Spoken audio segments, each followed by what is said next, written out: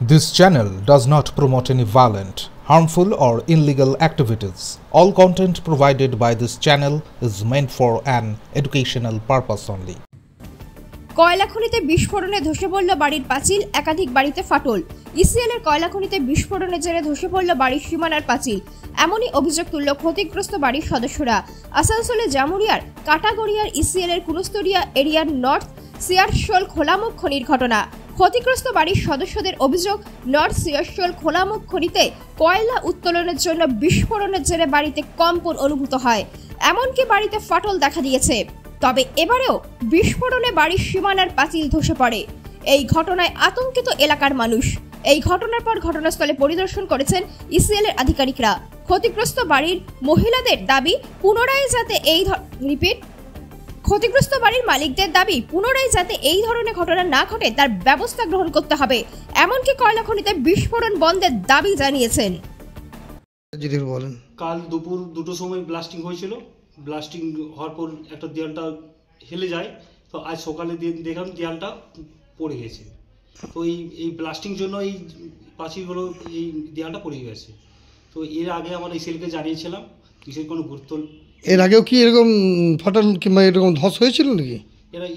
এর আগে তো ধস হয়নি।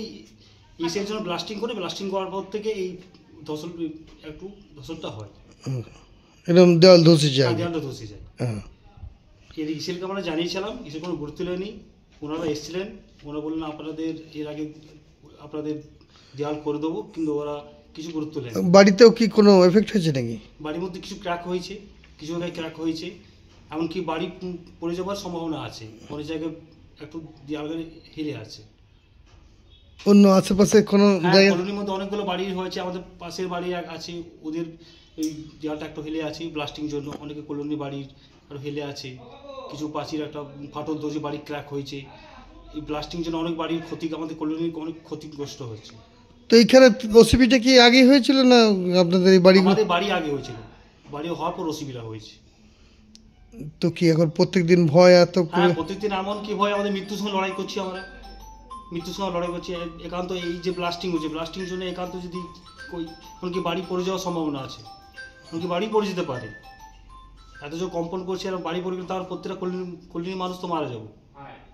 ইসিএল কোনো গুরুত্ব নিচ্ছে না। ওরা এটা জানিয়েছেন ইসিএলকে? জানিয়েছি, আমরা ইসিএলকে জানিয়েছি, কিছু ব্যবস্থা নেই আমাদের। ভয় থাকে কোনো রকম যে না? দুপুরবেলা একটু ভয় লাগে, ব্লাস্টিং তো ভয় লাগে। দুপুরবেলায় ব্লাস্টিং হওয়ার জন্য ভয় লাগে। কম্পন এতই ভীষণ কম্পন হয় যে এমনকি মনে লাগে যে বাড়িটা পড়ে যাবে। কম্পনটা খুব জোর কম্পনটা হয়। প্রতিদিন দুপুর 2টোর সময় কম্পনটা হয়। প্রত্যেকদিন দুপুর 2টোর সময় কম্পনটা হয়।